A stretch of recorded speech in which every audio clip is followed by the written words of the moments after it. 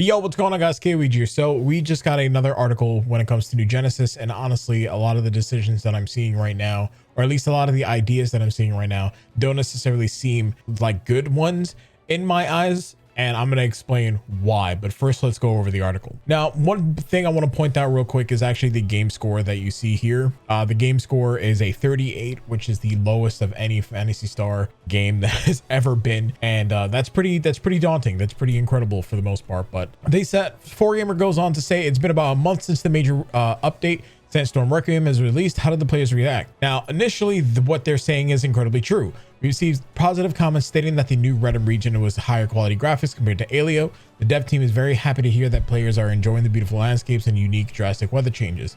This is a very true statement. First off, foremost, this kind of avoids a lot of the negative publicity behind the game right now, because yes, people were praising, myself included, were praising that this was going to be a much more interesting update going forward, especially with some of the things that were supposed to happen here in February. Over time, we began to realize that it is a lot of the same, and not same as in like it's terrible. The game is desperately now showing a lot more of its flaws while improving on the things that it's good at. So it's like a checks and balance system here. They said, what about the new stories and enemies and weapons? They then go on to say players enjoyed the content and songs featured in the stories, and then the amount of diversity of enemies and a variety of battle styles. They also had the new active sonar, which is much better than it was before. They kind of touched on relic weapons, but then moved on. Before Gamer has actually hit them hard with this question. On the other hand, has there been any negative feedback? I'm sure they asked this question noticing that they were kind of avoiding that topic as an entire whole.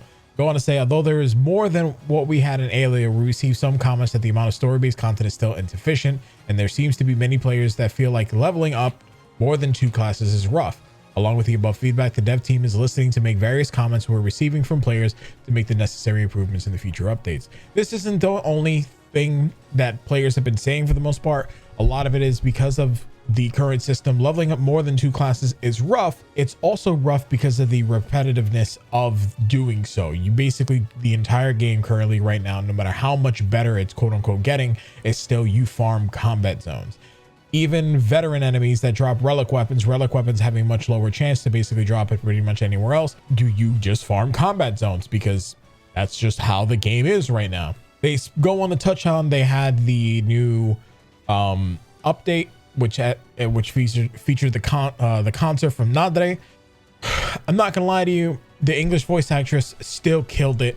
I don't care what people say if the Japanese one is better. The English voice actress killed it. And as far as I was aware, she's also the voice of Sucrose, so I'm incredibly biased here. So hey, whatever.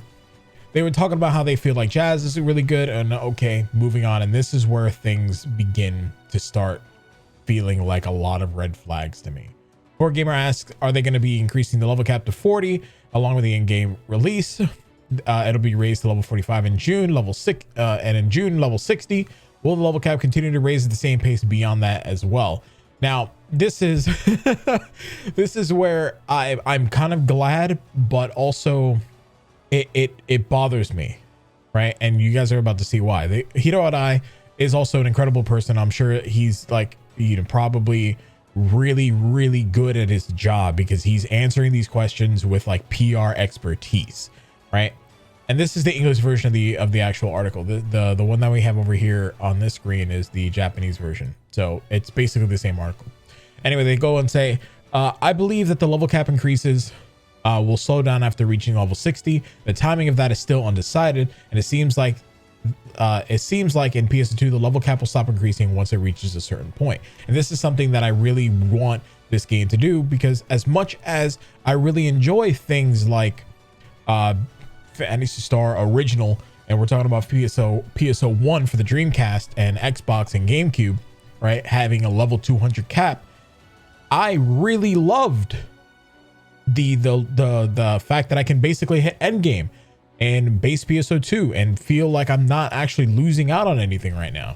You know, like I wasn't leveling, I was leveling up my gear more so than actually leveling up my character. Leveling up my character was just a means to an end, and that feels really good to me. Kind of like the way that I see things is you level up your character to progress the story, and then the rest of the game is the gear grind. That's the way I've always foreseen MMOs. I've never really attributed leveling as a part of the process. You know what I mean? And I mean, maybe I'm the only one here, but that's kind of how I feel about just MMOs. And that's where I kind of feel like NGS is currently lacking, because they're more focused on adding, you know, leveling content when there's nothing really to do as far as the main story is concerned, or even anything else of that nature. Now, they did say new weapons will be added in the futures to keep player motivated to grind for rare weapons. Weapons stronger than the Relic series will not be implemented for a while. They did say that the Cinquem weapon series coming on February 16th is fairly easy to obtain and performs well. However, the materials needed to enhance them are a bit special, so they're tricky in that aspect compared to the Relic series. So this is kind of like a side grade, but the Relic series is, in their opinion, one of the stronger weapons out there. Now, again, I don't necessarily feel as if having an entire weapon series that has the same drop rate as what they believe the original Psycho wands used to be. I don't feel that has to be a really good opportunity for the game at all. I don't feel like that's something that should have been done at all, at least this early in the game.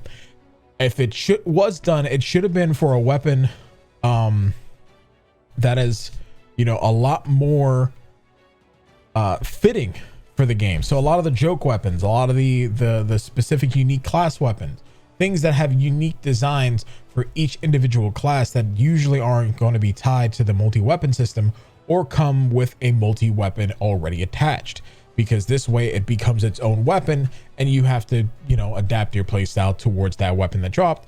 And that's where I thought a lot of these things are going to be, because there is a tooltip in the game saying that weapons can drop already as multi-weapons, but we have yet to see that.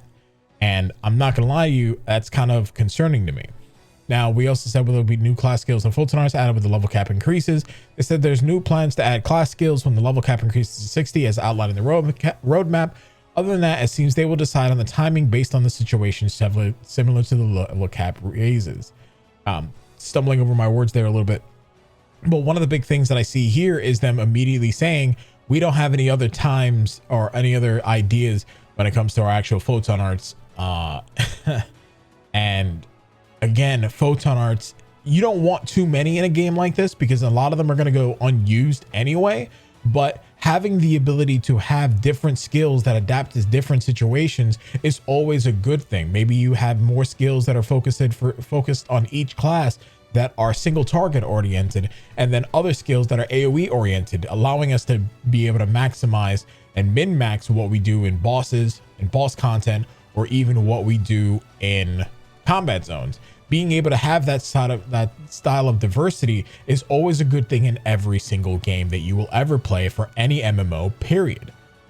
But anyway, they then go on to say equipment of the highest rarity will not be sold or traded in personal shops for a while. Could not be sold or traded in the personal shop for a while. Will it be this way at NGS as well? Now, this is where I begin to be bothered by the entire statement here. It says there are plans to add items that players will not able to list in the personal shop. I believe this will start with 6-star rarity equipment, and they are making considerations to ensure that our players can enjoy the challenge of getting their hands on the rarest equipment possible. Now, here's where that entire statement bothers the hell out of me, right? Because if it's anything like the current Relic series weapons, then what's going to wind up happening is you're going to have a series of players who will not be able to attain those weapons for any means whatsoever, and or they're not going to be able to upgrade a weapon like those because they probably have something like a Relic weapon that has a fixa that is currently better than anything that they'll get in the next rarity, right? Having weapons in NGS specifically without some sort of a trade-in shop like they had in base PSO2 where you were able to craft your weapons, especially this early on in the game, we're not even in the first year yet, you currently are dooming yourself to several situations where players will just stop playing because they're like, I can't get my weapon, or I can't get the weapons that I want for my specific multi-class. Or if you add or make available too many different weapons, that's also going to become a problem. And this is sort of like just an issue that I wound up foreseeing as like an entire whole. And I maybe I'm the only one seeing it that way, but I definitely feel like you're going to start seeing a lot more players who are currently not interested in whatever the hell they're planning, you know, because there has to be some sort of way to continue improving, and that way doesn't need to be RNG. Nowhere in my mind is RNG the perfect system to increase my equipment. I want to feel like I'm progressing, not I got lucky in my progress. But one of the things they wound up saying is that they're actually going to add a transmutation system, kind of like how they did in base PS2, where you'll be able to change your equipment. And that's good. I like that at the very least. Now they did say, let's talk about high rank sectors and rank 3 in Magnus, you know, going forward, and how they're staggering this release. I do like the fact that they've been adding new enemies here and also the new resources for the arm refiners, and that's really good. But again, it seems that the relic series will not drop in these high ranked sectors, and again, that's a problem, because if they drop literally everywhere else, why are you now no longer allowing them to be dropped in the places that we will be farming them the most? Like, it doesn't make sense to me at all whatsoever. They talk about how they had the Dark Falls interception coming out on February 16th, which is today after the maintenance. The maintenance is actually over, I'm pretty sure, at this point at the time of recording this video. And again, there's a lot of cool things that they're implementing here. This is actually a really nice, cool, dynamic boss fight, and I'm really interested in this. And I'm, you know, not gonna lie to you, I think if they had more boss fights like this, it'd be dope as hell. And then so to say, will there be other exclusive items to drop for this quest other than the Synchron series? They said there's going to be new augments. Again, good stuff, but I feel like they're putting new opportunities in their urgent quests, when one of the big promises that we had for this game was urgent quests were not going to be tied to our progression. Now, I know that in the past I was talking about how urgent quests need to have some sort of exclusive loot to be able to make them worthwhile, but I still don't feel like this is it, especially when urgent quests are on a 3-hour timer and they alternate. This is still not it, and maybe that's just me. Maybe I'm a little bit overcritical there. You guys can let me know in the comment section down below, and I completely understand. They were talking about PSO2's 10th anniversary update, and then also the NGS first anniversary. They were talking about how the party bonus was implemented again, and there's been a lot of good feedback about that. So again, good stuff. Next major update is coming in June. Will there be a new region for this update as well? There will be a new region, and the developers are working very hard to make this new region even bigger and more fun and more beautiful than Redum. But my question is how? Because if you are not implementing other content besides combat zones, then again, it's just going to feel like the other 2 zones prior to it, where it's pretty, it's great, it's amazing, and it makes people incredibly interested in playing your game, but ultimately fails at the actual execution of making me want to play the game long term. Especially when you have things like your battle pass, your dailies and weekly systems, especially, and things like that that are almost guaranteed that I need to play every day. Otherwise, I'm putting myself at a disadvantage in some way, shape, or form.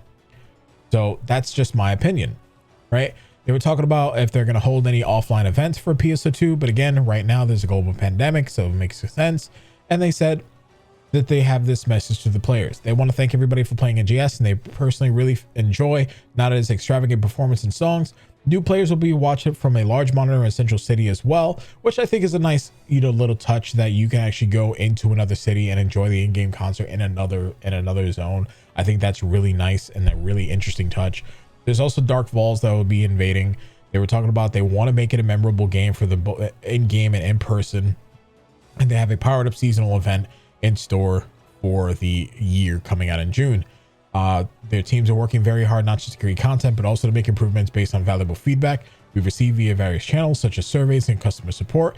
And this, before I get into the next little bit, this part here makes it seem like to me that they are definitely listening to a lot of the feedback that's going on. It's just they're still struggling on how the implementation is going to take place, because I can't necessarily fathom a world where Sega's like, we want our game to fail. This used to be Sega's top moneymaker. This used to be Sega's like bread and butter. It's in fact still one of the most fashionable games in existence. Like, it needs more content so that way it can actually strive to continue to, you know, be out there like everybody else. You know, you just had the release of Lost Ark, which is Korea's biggest MMO right now, and it's literally a global phenomenon, breaking records.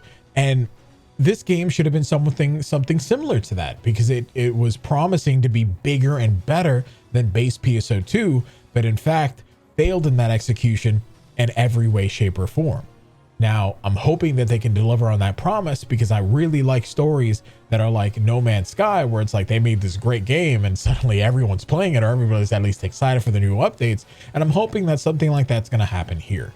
But again, I really need to wait and see. Now, they start talking about why aren't there more outerwear items included in the scratch, and they were basically talking about they were prioritizing one thing over another.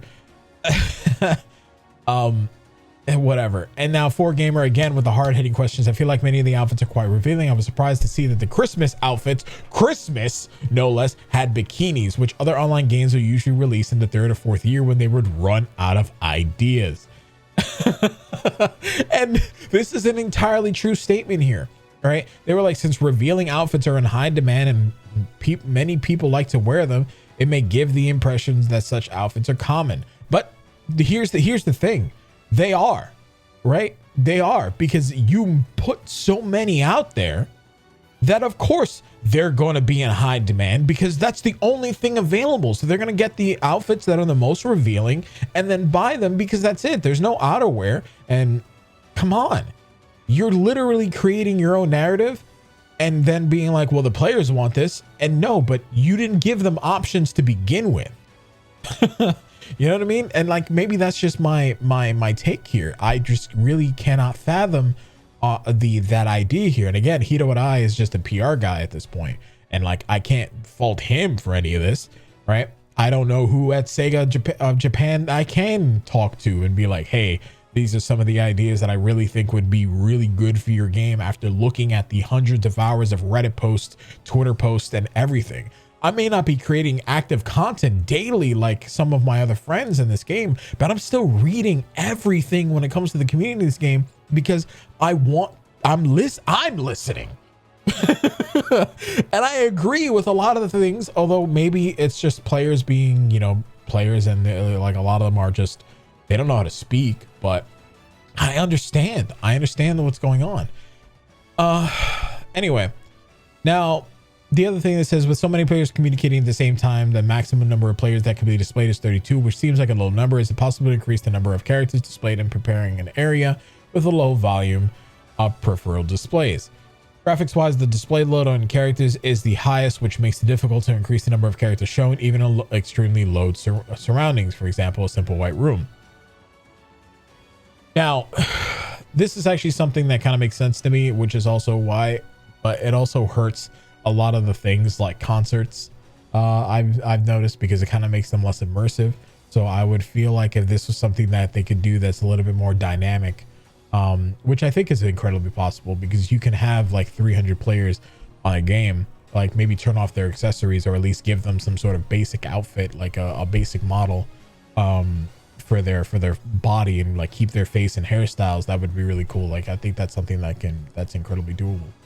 Now, here is just, this is what it is, right? I'm not looking for anything in particular when it comes to NGS. I'm just looking for more things to do, because if you can give me a variety of outfits and items, as well as a variety of content at the same time, right? At the same time, that would be amazing. You get the best of both worlds. I look good, I feel good, I play good. 3 worlds, I guess, right? And that would be really nice. But at this point, I'm really questioning the choices that they have in terms of their gear progression. You're gonna lock me out on buying things, right? You're gonna lock me out on buying things. You're gonna lock me out on because now it's gonna be RNG related, and I have to level up to a certain point to even access the rest of the game, when leveling is already a chore as it is. and like the dailies and weeklies that you currently have specifically dedicated towards leveling don't exactly give me any sort of hope in the future anyway. It's like I'm confused on the good that they do, and then immediately they're like, all right, we're doing good, let's revert that, because they have made incredibly good quality of life choices, and then choices that actually improve the level of gameplay, not the diversity of gameplay, but the level of gameplay. And it's like, what? Are we good? Anyway, that's my rant. I really don't know anything else on how to say this right now, and I really want this game to be good. I've been wanting this game to be good. This is and I've said it 100 times over in my videos. I would really enjoy if at some point this game is just as popular as some of the other MMOs. Not it got good, it is good, right? And I think that Sega is very capable of doing that. They are one of the still a very recognizable developer. They have an incredible track record, although they have just as bad as a track record. But like, I really do feel like this game has a lot of potential that base PSO2 and other Phantasy Star games of the franchise did not have, right? So I'm really hoping that whatever they do in June is just banging. It's the best. They just nail it, because that, and like I said before, that's going to be the breaking point, because if things in June with that major update don't change, then I don't know what else to say. I've already said everything that could be said. You know what I mean? I want to be able to make daily content for this game again. I want to be excited for updates. I want to, you know, just be like, let's go, bro. Yeah, play PSO2. I want to annoy the hell out of my friends like I did before, but at this point, I don't know if I can, you know. And if I'm the only one and I feel like I'm being a negative Nancy, I hope that that's, you know, not what anybody's, you know, getting out of this video. I'm just relaying the information and giving my thoughts on this. Anyway, I'll see you guys in the next video. Stay awesome, stay beautiful, and I'll see you guys next time. Peace. I'm out.